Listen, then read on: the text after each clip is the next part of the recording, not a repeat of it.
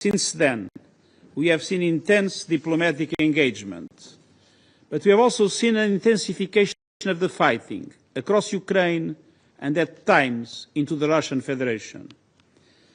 Ukrainian civilians continue to endure relentless bombardment in their homes, schools, hospitals and shelters. Critical civilian infrastructure is being destroyed with alarming regularity, and the number of Russian missiles and drones striking Ukrainian cities and towns has reached record levels. As a result, the past months have seen some of the highest numbers of civilian casualties since the war began. Overall, more than 14,000 civilians, including hundreds of children, have been killed in Ukraine. Over 36,000 civilians have been injured, and these are just the verified numbers. Civilians inside the Russian Federation are also increasingly being affected. Let me be clear. Attacks against civilians and civilian infrastructure are prohibited under international law. They must stop now. Today, there will be a clear call for peace in this Council. And here is one of the main distortions of our time. Whom must we call to peace, and on whom must we press to achieve it? One of the permanent members of this Council is doing everything to prolong the largest war in Europe since World War II. Russia does this with impunity, using its veto power, buying influence, and keeping peace on hold. The Russian representative is here, but of course not the one who makes the real decisions. That man fears to sit face to face with Ukraine and the world and openly admit he wants only war. Instead, Putin sends delegates who cannot and don't want to stop the bloodshed. And when he appears abroad, in Beijing or somewhere else, it's only to buy more time for killing, pretending he seeks diplomacy. Putin only cares about using every meeting, every chance to keep the war going. Each day, Russia kills our people, destroys our cities, and leaves no sign it will ever return to the principles of the UN Charter. China is also represented here, a powerful nation on which Russia now depends completely. If China truly wanted this war to stop, it could compel Moscow to end the invasion. Without China, Putin's Russia is nothing. Yet too often, China stays silent and distant instead of active for peace. The United Kingdom is here, a permanent member of the Security Council. France is here, also a permanent member. Both nations support us, support our people, our independence. Both promote diplomacy, and both are parties to a document that was supposed to be a positive milestone, together with the other permanent members of the UN Security Council, but instead it became a warning to the world. The Budapest Memorandum, meant to guarantee Ukraine's security in exchange for giving up nuclear weapons, failed. It proved that international promises can turn into blabbering. That is why today, with Britain, with France, and already with more than 30 nations in our coalition of willings, we are building a new security architecture. We count on the United States of America as a backstop. Real security guarantees must become the line Russia cannot cross again. Excellencies, we remain gravely concerned about military cooperation between the DPRK and Russia, including transfers of ballistic missiles and arms, as well as troop deployments. These actions constitute clear violations of the UN Charter and of relevant Security Council resolutions unanimously adopted by this body. Such cooperation undermines the global non-proliferation regime, prolongs the conflict in Ukraine, and raises serious security concerns on the Korean Peninsula. The DPRK's involvement demonstrates that this war is not an issue for Europe alone. Its repercussions reach other regions, including Northeast Asia, underscoring the fact that this conflict threatens international peace and security as a whole. We urge both Russia and the DPRK to immediately cease all activities that violate relevant Security Council resolutions.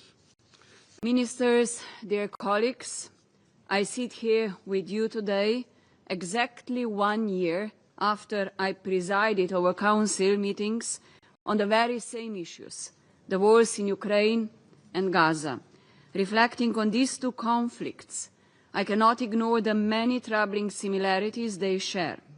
In both cases, there is aggression by the Russian Federation in Ukraine and by Israel in Gaza, directed against significantly smaller countries.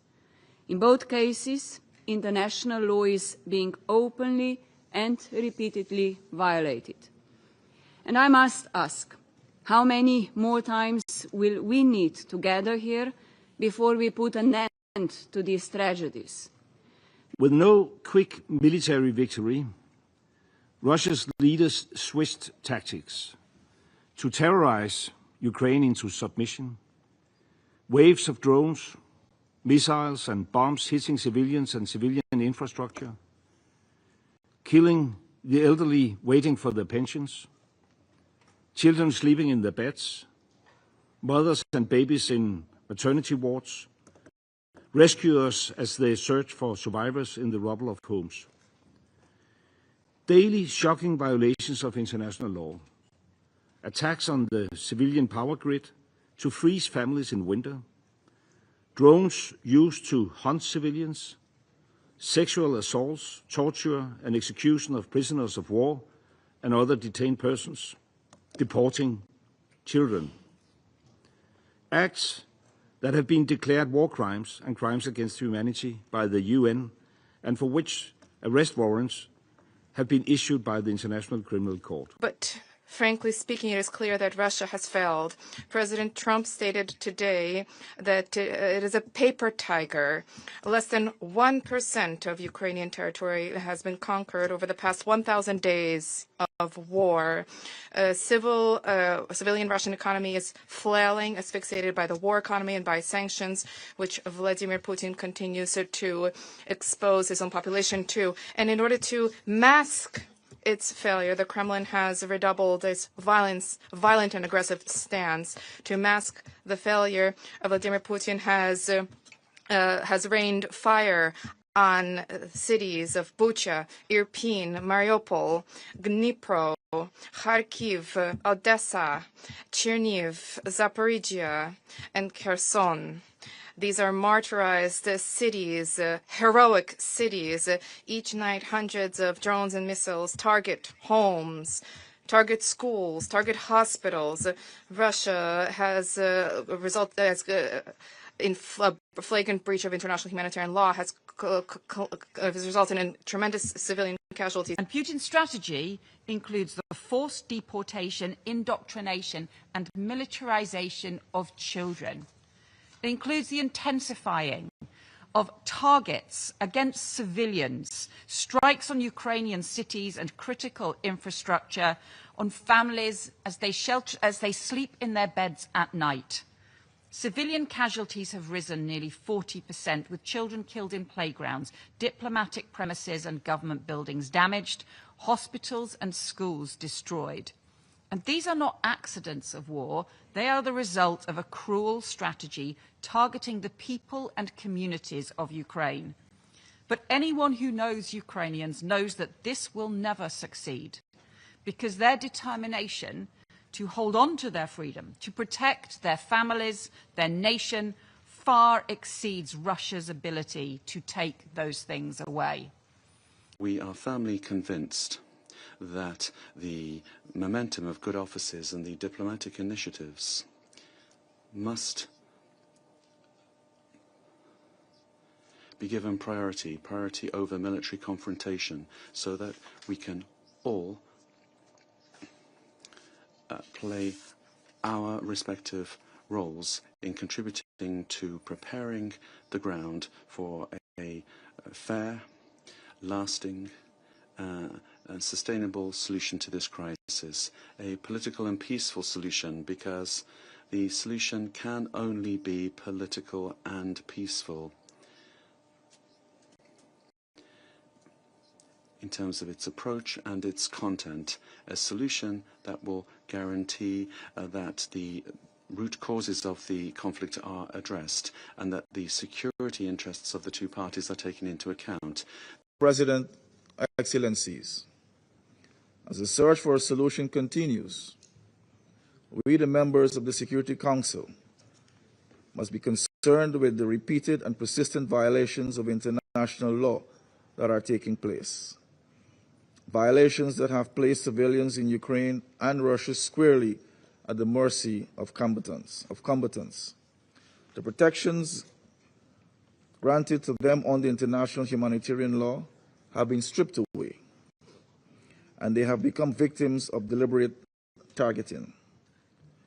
Their safety and security are imperiled and their vulnerability exploited for military advantage. Moreover,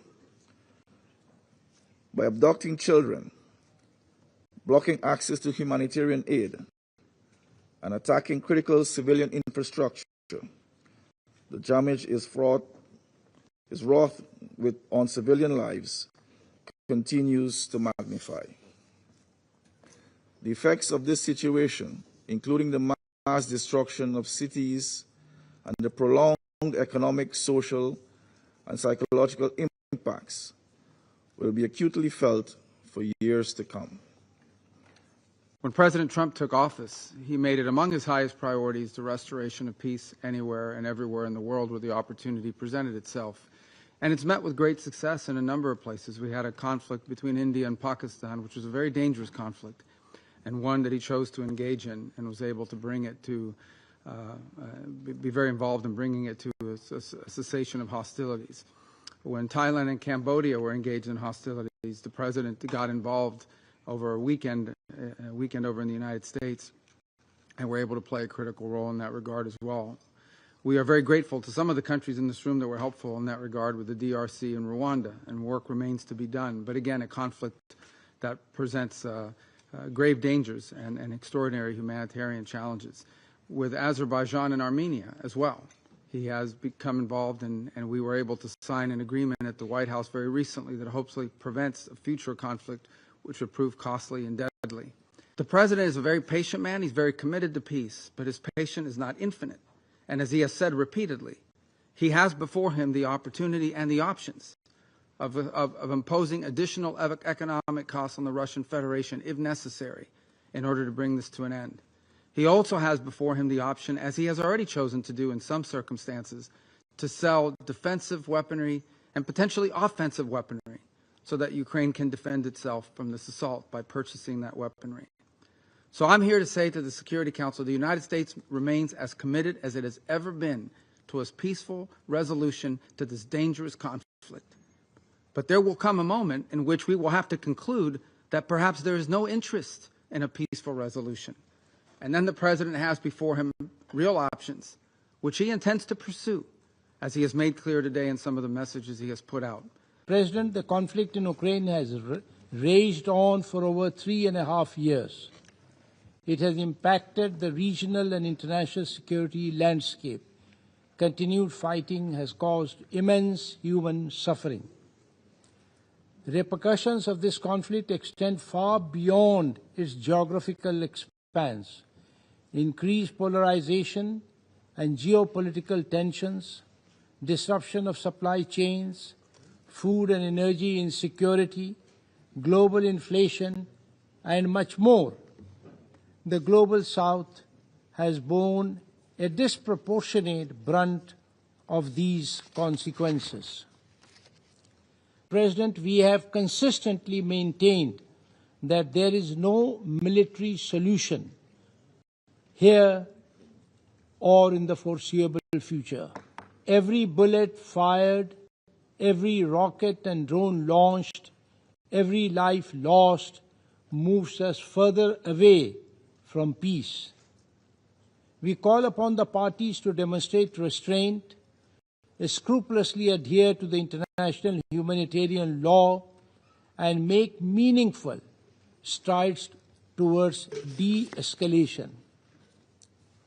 Our collective priority must be to silence the guns and create conditions for a negotiated settlement.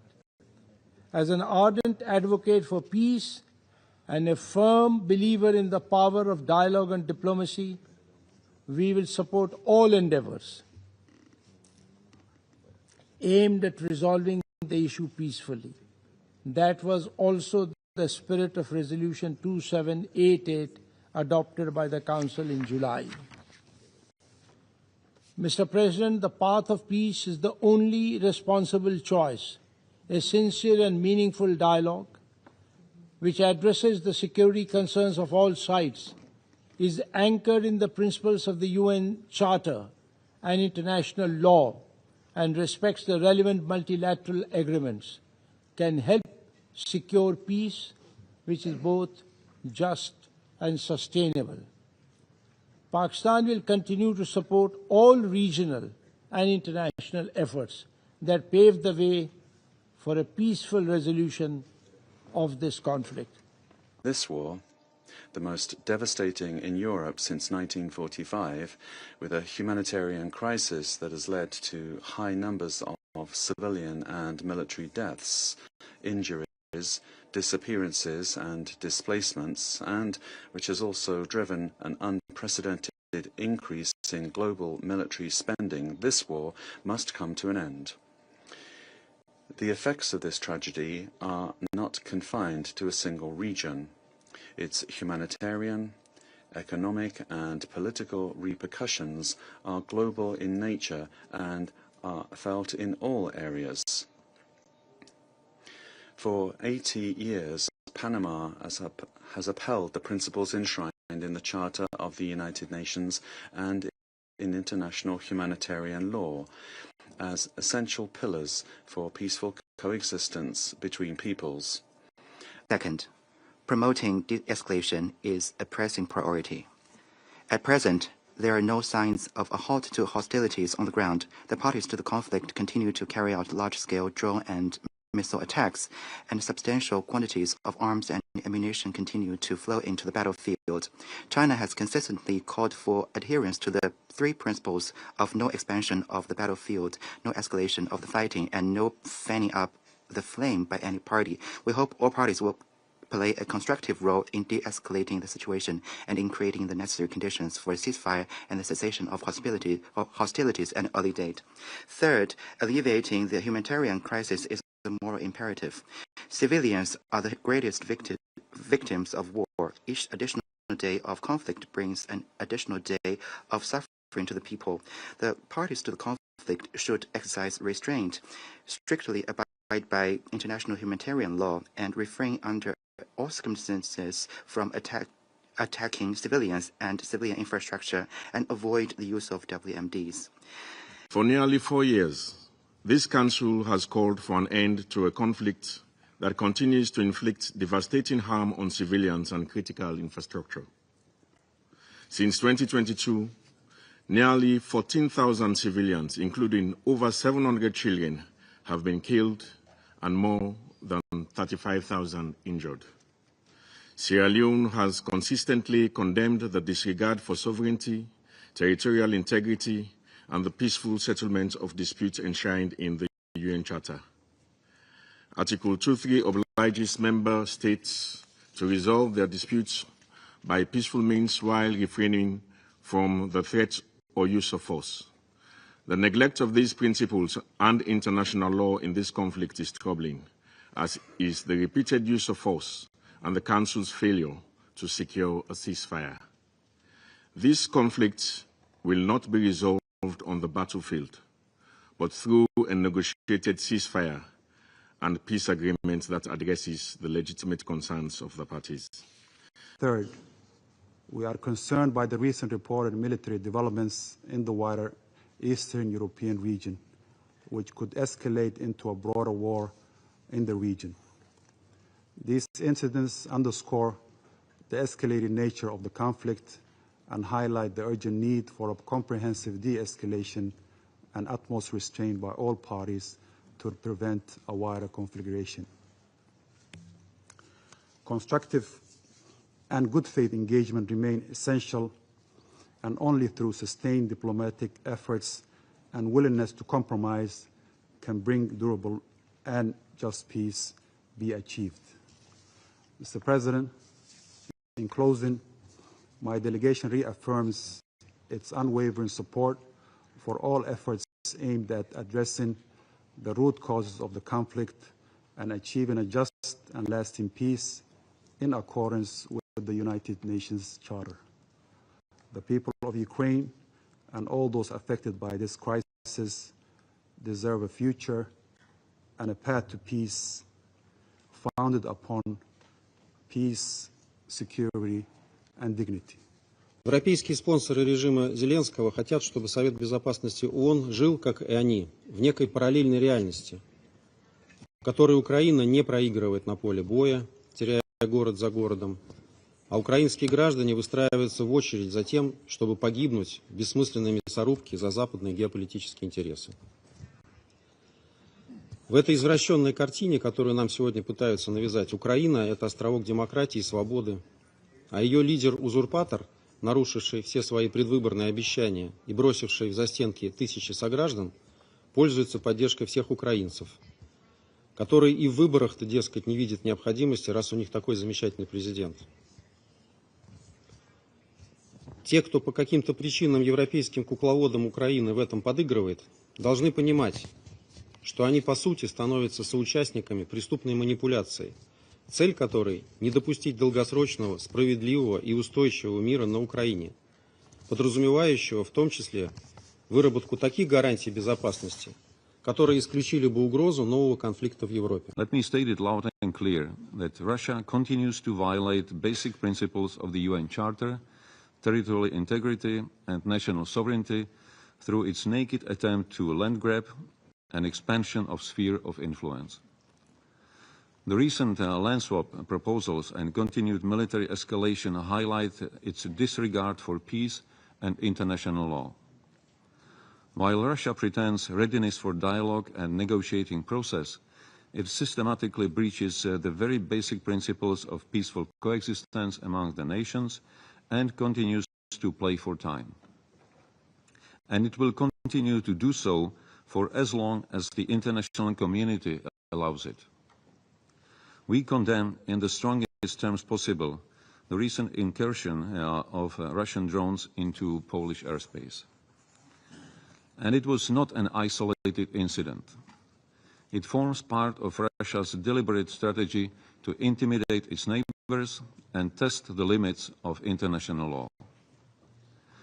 Ladies and gentlemen, as a country with a war right at our border, Slovakia sees the heavy toll it takes: civilian casualties, destruction of infrastructure, and violations of humanitarian law.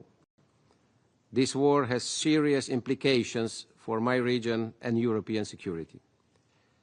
Despite direct talks between President Trump and President Putin in Alaska, there has been no ceasefire or peace agreement.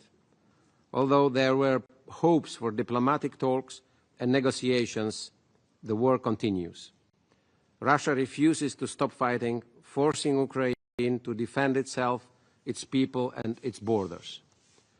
Recently, there have been troubling incidents involving our allies. Just 2 weeks ago, Russian drones violated the airspace of Poland, our neighbor and ally. I want to express my strong support and solidarity with Poland, as well as with Estonia and Romania. Now, the Security Council has had Ukraine on its agenda for the last 11 years, with a few results on paper and even less on the ground. At the same time, it's quite clear that the General Assembly has overwhelmingly, on several occasions, condemned the aggression of Russia. The Council was entrusted with the primary responsibility to maintain international peace and security, and I think it's quite safe to say that we have failed in that. Ordinary Ukrainian civilians, and actually Russians as well, are paying a high price for this. Now, quite often I hear words that we need to eradicate the root cause of this war. The root cause is very simple. The root cause is that Russia is not abiding by this, the UN Charter. It's really as simple as that. It is trying to violate the independence, the sovereignty, and the territorial integrity of Ukraine. In response to the recent peace effort by the United States, Russia has only intensified its campaign of terror against Ukrainians. Russia has not held back even from targeting and damaging diplomatic facilities in clear violation of the Vienna Convention. The recent violations of Estonian, Polish and Romanian airspace by Russia are yet another escalation and a stark reminder that Russia's aggression threatens not only Ukraine, but the security of the entire region. On Monday, the Emergency Security Council meeting was convened to discuss the grave violation of Estonia's territorial integrity by Russian armed fighter jets. Allow me to thank all 50-plus countries who called out Russia's action as dangerous, reckless, and in violation of international law. The European Union will continue to work to end this war of aggression and to support Ukraine in every way. A ceasefire, to which Ukraine has already agreed to, is the first step. And I call on Russia, a permanent member of this Security Council, to agree to come to the negotiation table, to stop the killings, to stop the destruction, to stop threatening the neighboring countries. I call on the international community to be actively engaged on peace efforts in full respect of the United Nations Charter. The European Union supports President Trump's efforts for peace. And I would like to see China, also a permanent member of the Security Council, contribute towards a just and lasting peace in Ukraine. Ucrania ha demostrado además, miembros del Consejo de Seguridad, en reiteradas ocasiones su disposición a comprometerse con un alto el fuego y a buscar una solución negociada a esta guerra. Sin embargo, la respuesta del presidente de la Federación Rusa, de Putin, ha sido una y otra vez la escalada de la violencia, el lanzamiento de nuevos ataques, ignorando el llamamiento de la comunidad internacional y agravando el sufrimiento de una población, la población civil, inocente.